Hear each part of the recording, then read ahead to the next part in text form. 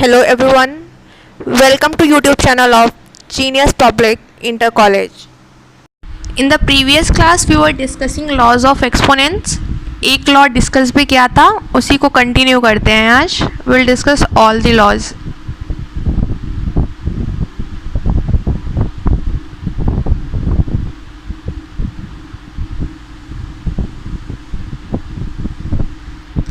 First law क्या था हमारा?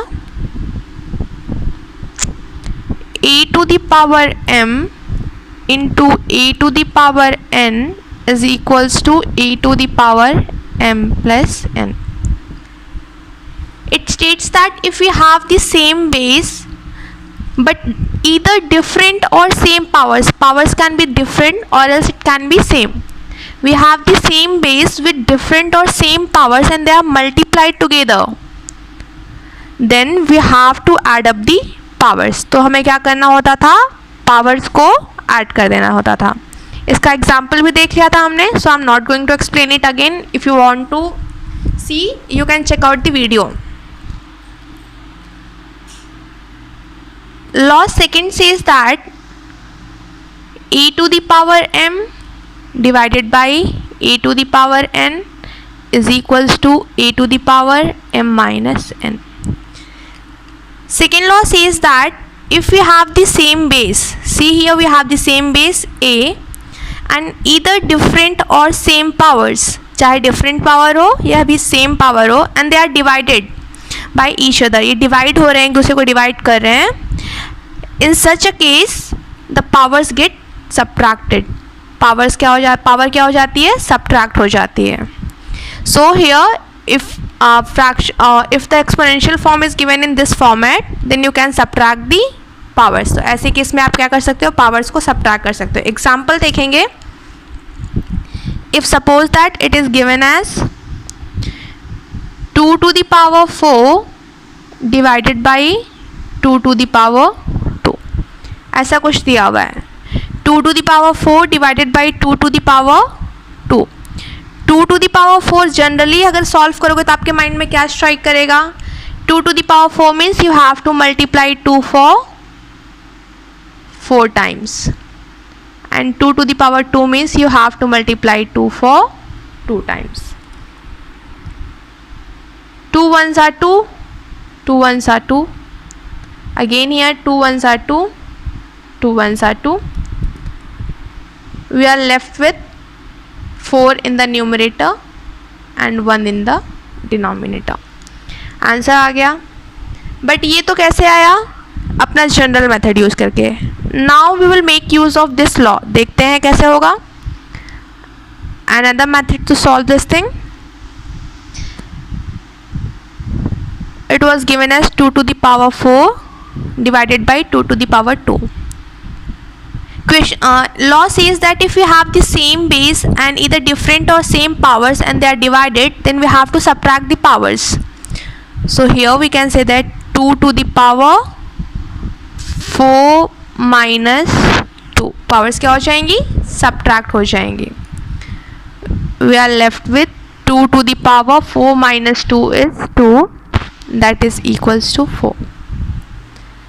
अभी तो हो सकता है आपको लग रहा हो कि यार यही वाला इजी है, सिंपली कर देंगे, इसको कौन याद रखेगा, कौन सीखेगा. But for example if I ask you just solve it.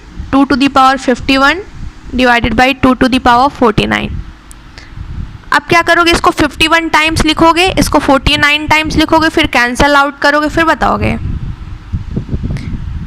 Yes, instead of that powers क्या हो जाएंगी? माइनस हो जाएंगी, because here we have the same base, different powers and divided by each other. We will get the answer as 2 to the power 2. इसको simplify करके 4 लिखना है तो लिख दो, अदरवाइज एक्सपोनेंशियल फॉर्म में ही रहने दो. क्लियर है सभी को ये? Coming to the next law, that is law number 3. a to the power m whole power n is equals to a to the power m into n.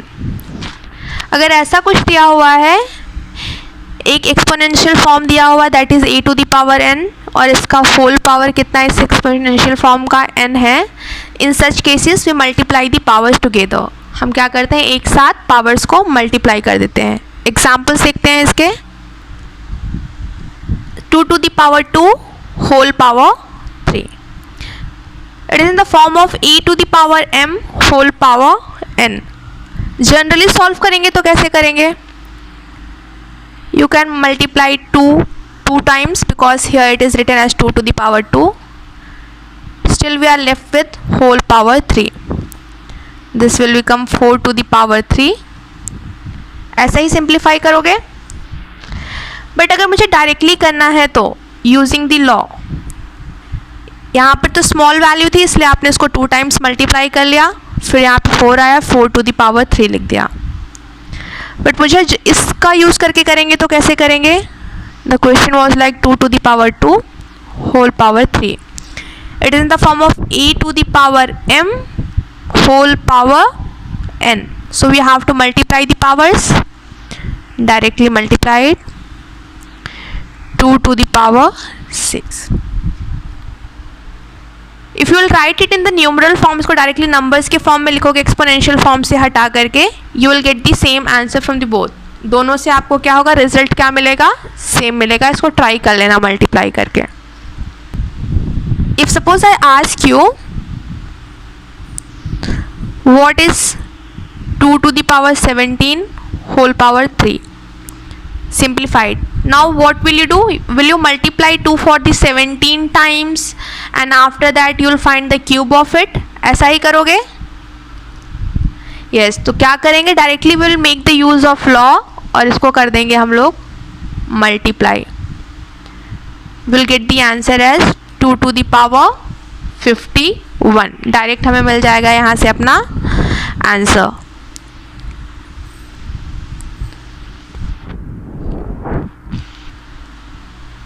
Law number 4, it says that a to the power m into b to the power m can be written as a into b to the power m. See, it is different from the first law. ये मत सोच लेना कि पहला वाला ही तो law है, add कर दो पावर्स को. वहाँ पे क्या था, पावर सेम भी हो सकती थी, डिफरेंट भी हो सकती थी, but the condition was we must have same base. हमारा बेस सेम ही होना चाहिए था. But here we have different bases with the same power. Here the condition is power must be same. यहाँ पर पावर सेम ही होनी चाहिए. ठीक है, बेस एक टाइम के लिए सेम भी हो, सेम हो या डिफरेंट हो, बट पावर्स हमारी कैसी होनी चाहिए, सेम ही होनी चाहिए.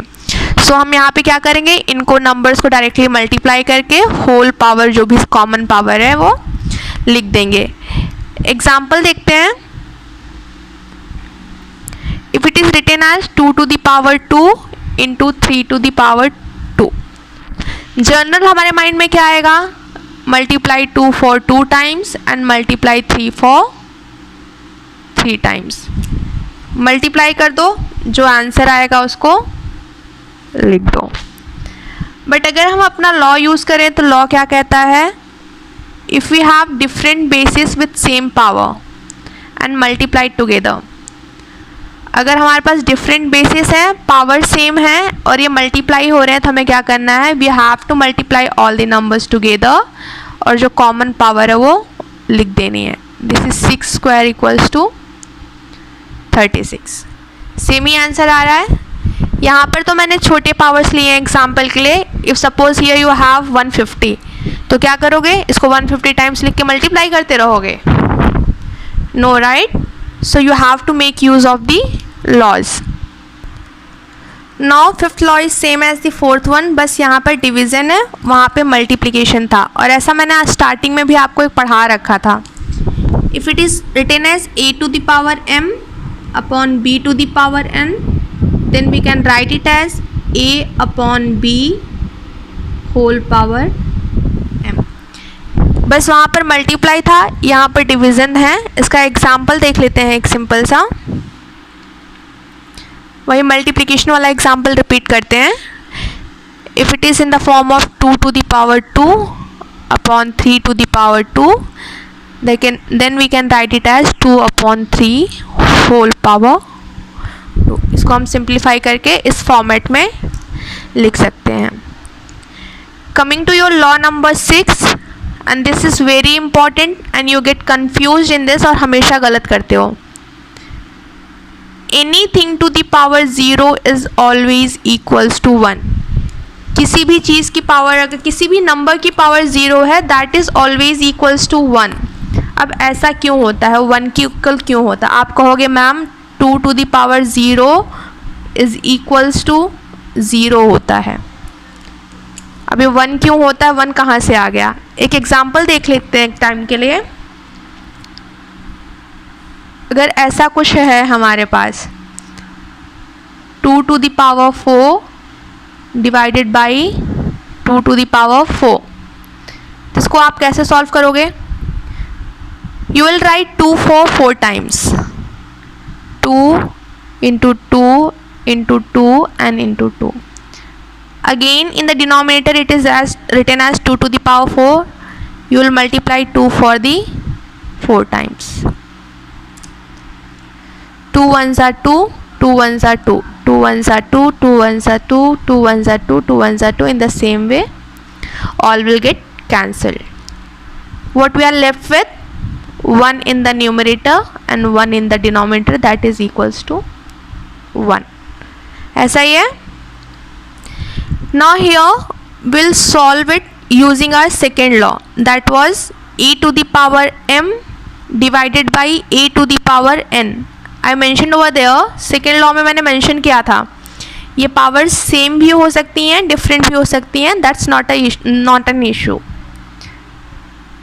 The question is like 2 to the power 4 divided by 2 to the power 4. It means your powers will get subtracted, 4 minus 4, this is 2 to the power 0. अब 2 to the power 0, तो क्या मैं इसको 0 लिख दूँ? यहाँ पर ही सेम क्वेश्चन सॉल्व किया था तो 1 आ रहा था, यहाँ पर सेम क्वेश्चन सॉल्व कर रहे हैं 0 आ जाएगा, ऐसे कैसे पॉसिबल है? That's why anything, this is wrong. Anything to the power 0 is always equals to 1. किसी भी नंबर का पावर अगर 0 है, so that is always equals to 1, वो कभी भी 0 नहीं होगा। ये याद रखोगे, क्वेश्चंस में यूज़ होता है और आप लोग 0 लिख करके बढ़िया सॉल्व कर देते हो और मार्क्स भी अच्छे ही मिल जाते हैं फिर उसमें। 7th one, if you have to make a power positive, अगर आपको पावर पॉजिटिव बनाना है तो हम क्या करते हैं, इसका रेसिप्रोकल कर देते हैं। नीचे कुछ नहीं है, मतलब 1 है, we can write it as 1 upon a to the power n, or if it is written as 1 upon a to the power minus n, then we can reciprocal it and write it as a to the power n upon 1. But ऐसे कैसे हो जाता है कि power, मतलब इसको reciprocal कर दिया तो पावर पॉजिटिव अपनी मर्जी से कैसे हो गई? देखते हैं कैसे होता है। Now suppose that it is written as 1 upon a to the power minus n. Just now in the previous identity I said that anything to the power 0 is always equals to 1. So can I say that a to the power 0 is always equals to 1? 1 को a to the power 0 से replace कर सकते हैं और denominator में है a to the power minus n लिख दिया। यूजिंग सेकेंड लॉ में क्या था? Same base different powers, it will get subtracted, a to the power 0 minus n, ऐसा ही कुछ हो जाएगा। Simplified, a to the power 0 minus n minus becomes plus n, और 0 plus n क्या होता है? n itself। आ गया, यहाँ पर 1 upon a to the power minus n था, सिंप्लीफाई किया तो क्या आ गया? a to the power n, नीचे कुछ नहीं है मतलब अपॉन में 1 है, रेसिप्रोकल ही है इसका। So in the generalize form we can say that if you have to make the power positive just reciprocal it, reciprocal कर दो, पावर ऑटोमेटिकली क्या हो जाएगी? पॉजिटिव हो जाएगी। और ये ऐसे होती है, ठीक है, कहीं कोई लॉजिक है, ऐसा नहीं है कि अपनी मर्जी से कुछ भी लिख दिया है। वन मोर थिंग, इसको थोड़ा सा ध्यान में रखना. If anything to the power is written as 2, अगर मैं लिख दूँ a to the power 2, this is read as a square. जो पावर 2 होती है उसको हम लोग a स्क्वायर बोलते हैं. एंड जो पावर 3 होती है that is writ as a cube. ठीक है, अगर कहीं पे बोला है किसी नंबर का स्क्वायर बताओ, मतलब क्या पूछ रहा है, that number two the power 2. सो यहाँ पर 2 का मतलब होता है स्क्वायर, पावर 2 का मतलब होता है स्क्वायर, एंड पावर 3 का मतलब होता है cube. If suppose I ask you to find the cube of 4, it means I'm asking you to multiply 4 for 3 times. Power 3 को क्यूब बोलते हैं, पावर 2 को स्क्वायर बोलते हैं. इसको याद रखना, नहीं तो पता चला मैं स्क्वायर स्क्वायर बोलती रहूँ, आपको कुछ पता ही ना चले क्या हो रहा है.